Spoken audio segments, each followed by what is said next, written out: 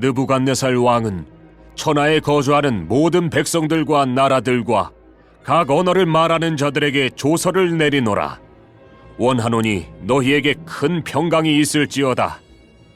지극히 높으신 하나님이 내게 행하신 이적과 놀라운 일을 내가 알게 하기를 즐겨하노라. 참으로 크도다 그의 이적이요, 참으로 능하도다 그의 놀라운 일이요. 그의 나라는 영원한 나라요, 그의 통치는 대대에 이르리로다. 나 느부갓네살이 내 집에 편히 있으며 내 궁에서 평강할 때에 한 꿈을 꾸고 그로 말미암아 두려워하였으니 곧 내 침상에서 생각하는 것과 머릿속으로 받은 환상으로 말미암아 번민하였었노라. 이러므로 내가 명령을 내려 바빌론의 모든 지혜자들을 내 앞으로 불러다가 그 꿈의 해석을 내게 알게 하라 하였더라. 그때에 박수와 술객과 갈대아 술사와 점쟁이가 들어왔으므로 내가 그 꿈을 그들에게 말하였으나 그들이 그 해석을 내게 알려주지 못하였느니라. 그 후에 다니엘이 내 앞에 들어왔으니 그는 내 신의 이름을 따라 벨드사살이라 이름한 자요, 그의 안에는 거룩한 신들의 영이 있는 자라. 내가 그에게 꿈을 말하여 이르되, 박수장 벨드사살아, 내 안에는 거룩한 신들의 영이 있은즉 어떤 은밀한 것이라도 네게는 어려울 것이 없는 줄을 내가 아노니 내 꿈에 본 환상의 해석을 내게 말하라. 내가 침상에서 나의 머릿속으로 받은 환상이 이러하니라. 내가 본즉 땅의 중앙에 한 나무가 있는 것을 보았는데 높이가 높더니 그 나무가 자라서 견고하여지고 그 높이는 하늘에 닿았으니 그 모양이 땅 끝에서도 보이겠고 그 잎사귀는 아름답고 그 열매는 많아서 만민의 먹을 것이 될 만하고 들짐승이 그 그늘에 있으며 공중에 나는 새는 그 가지에 깃들이고 육체를 가진 모든 것이 거기에서 먹을 것을 얻더라. 내가 침상에서 머릿속으로 받은 환상 가운데에 또 본즉 한 순찰자, 한 거룩한 자가 하늘에서 내려왔는데 그가 소리질러 이처럼 이르기를, 그 나무를 베고 그 가지를 자르고 그 잎사귀를 떨고 그 열매를 해치고 짐승들을 그 아래에서 떠나게 하고 새들을 그 가지에서 쫓아내라. 그러나 그 뿌리의 그루터기를 땅에 남겨두고 쇠와 노줄로 동이고 그것을 들풀 가운데에 두어라. 그것이 하늘 이슬에 젖고 땅의 풀 가운데에서 짐승과 더불어 제 몫을 얻으리라. 또 그 마음은 변하여 사람의 마음 같지 아니하고 짐승의 마음을 받아 7대를 지내리라. 이는 순찰자들의 명령대로요 거룩한 자들의 말대로이니 지극히 높으신 이가 사람의 나라를 다스리시며 자기의 뜻대로 그것을 누구에게든지 주시며 또 지극히 천한 자를 그 위에 세우시는 줄을 사람들이 알게 하려 함이라 하였느니라. 나 느부갓네살 왕이 이 꿈을 꾸었나니 너 벨드사살아, 그 해석을 밝히 말하라. 내 나라 모든 지혜자가 능히 내게 그 해석을 알게 하지 못하였으나 오직 너는 능히 하리니 이는 거룩한 신들의 영이 내 안에 있음이라. 다니엘 2장에 느부갓네살 왕이 꾸었던 그 환상의 내용이 기록되어 있었습니다. 큰 신상에 관한 내용이었습니다. 그 신상에 관한 환상의 내용들을 아무도 해석할 수 없었고 꿈의 내용조차 알 수 없었지만 다니엘은 하나님이 주신 지혜와 믿음과 용기로 그 꿈을 알려주고 해석 또한 해 주었습니다. 그 꿈의 내용을 기억하시겠습니다만 그 꿈의 의미를 기억하실 것입니다. 모든 큰 신성과 같은 제국을 이루었다 할지라도 그것은 하나님 안에 있는 하나님이 주신 권세이고 얼마든지 언제든지 무너질 것이다 라고 하는 이야기를 했었더랬습니다. 그 이후로 잠시 3장에 다니엘의 세 친구들이 풀무불에 들어갔다가 그 안에 3명이 들어가는데 그 안에 넷째 모양 신들의 아들과 같은 형상도 있었고 결국 그것은 느부갓네살 왕이 천사를 보낸 것이다 라고 이해하였고 결국 그들은 풀무불에서 이제 건짐을 받은 내용이 그렇게 기록되어 있습니다. 자, 4장 1절부터 3절은 4장의 내용, 즉 두 번째 느부갓네살 왕이 꿈을 꾼 내용과 연결될 것이 아니고 앞서의 내용, 3장의 내용에 이 연결되어지는 부분으로 해석하는 것이 좋을 것 같습니다. 자, 무슨 얘기냐면 3장에 이제 느부갓네살 왕이 저 다니엘과 세 친구들이야말로 하나님이 함께 하시는 하나님의 종들이다라고 사실을 알고 정말 큰 기적을 경험한 것 아니겠습니까? 그래서 4장 1절에 조서를 내리는 것입니다.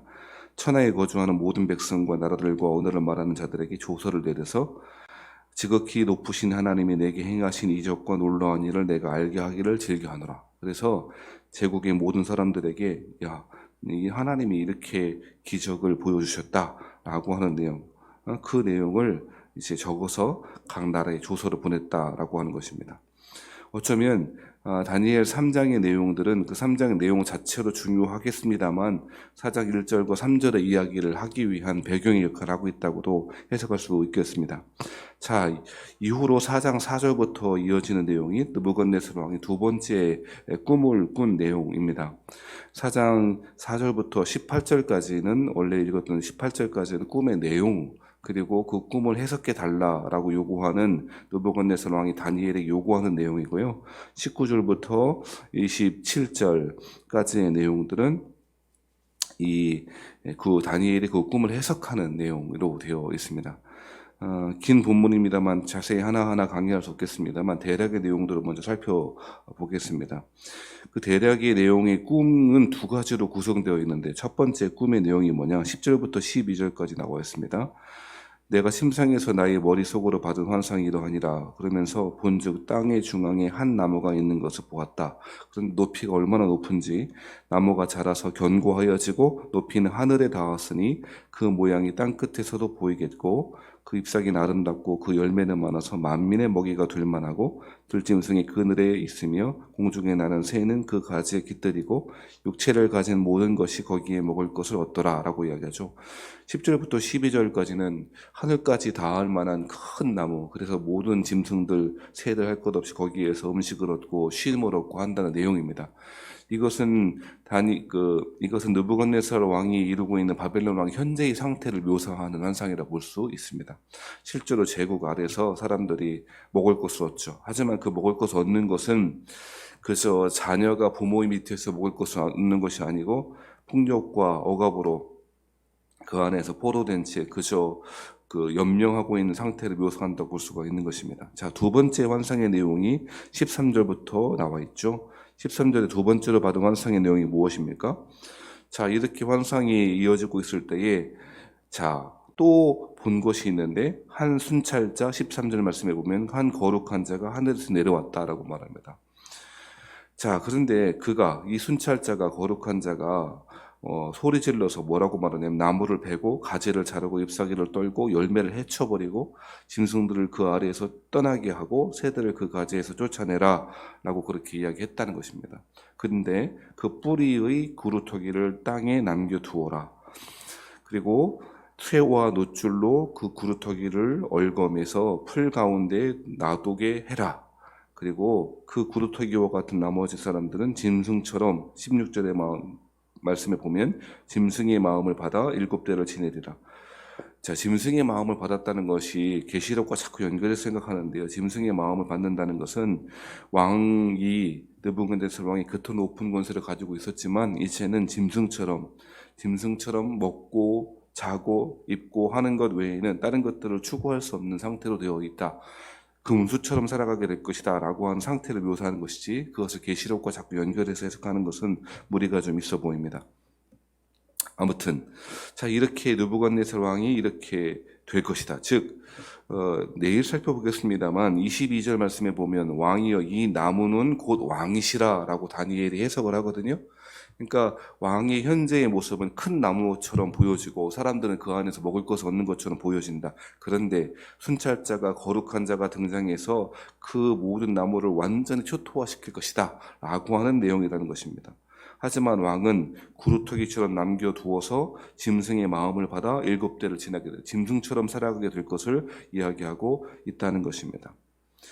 느부갓네살 왕이 교만하여 하나님을 알고 하나님이 하신 기적들과 이적들을 봤음에도 불구하고 여전히 그 마음은 교만한 상태에 머물러 있기 때문에 이 4장의 환상이 다시금 주어진 것이라 볼 수 있는 것 같습니다.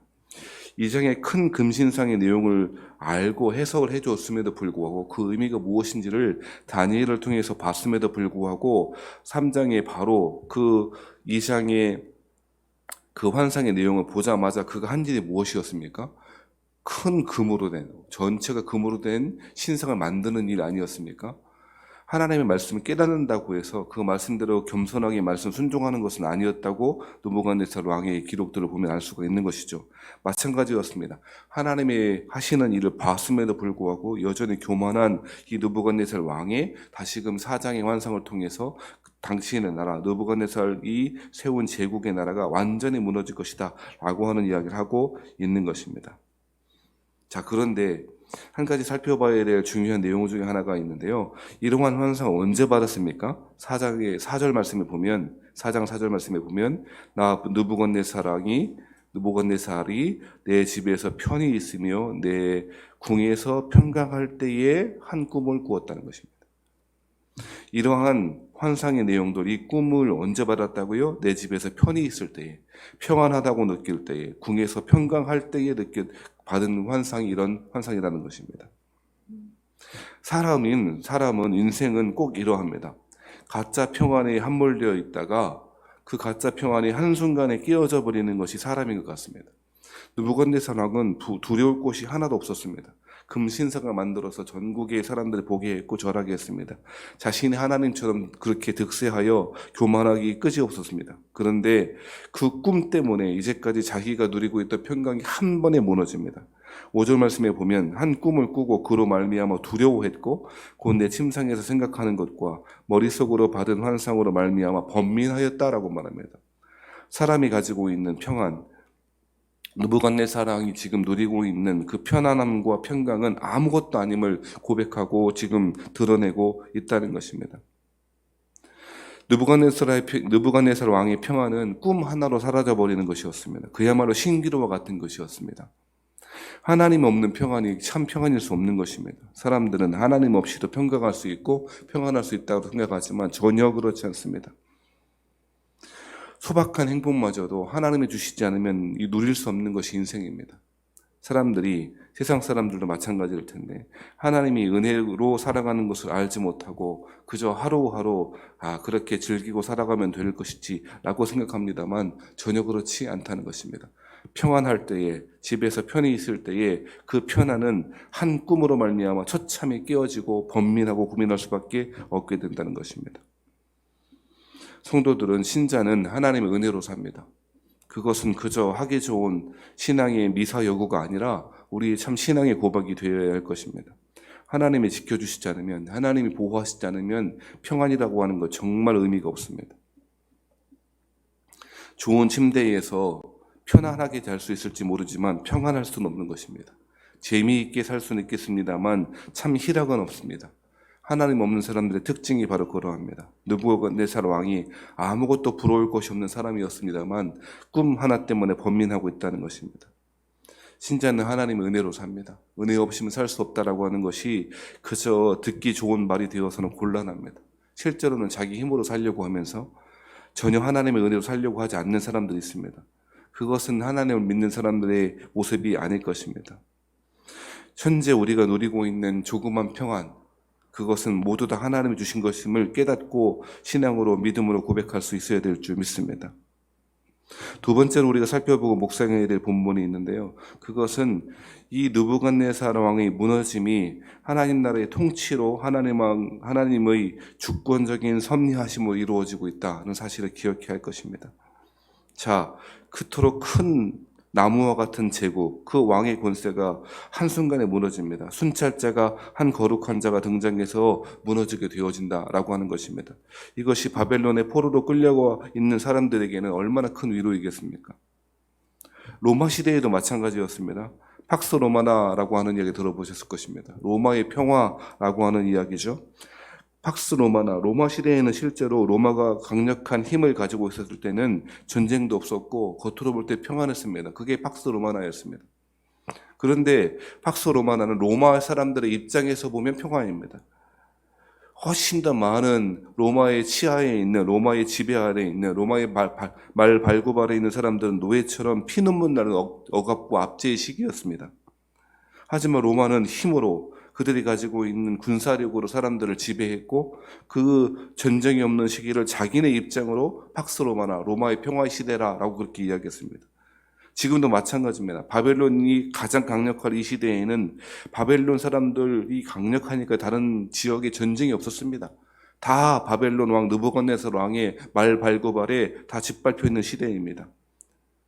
그 말이 11절의 내용인 것 같습니다. 그 말이 12절의 내용인 것입니다. 그 잎사귀는 아름답고 그 열매는 많아서 만민은 먹을 것이 될 만하고, 거기에서 평안을 누리고 있다는 것이 아닙니다. 제국의 신민으로 살아서 참 평안을 누리고 있다는 말이 아니고, 그저 짐승처럼 바벨론의 제국에 편입되기만 하면, 바벨론의 왕에게 신상 앞에 절하기만 하면 거기 안에서 누려지는 가짜 평안입니다. 근데 그것이 깨어지고 있다는 사실을 본문에서 잘 보여주고 있다는 것입니다.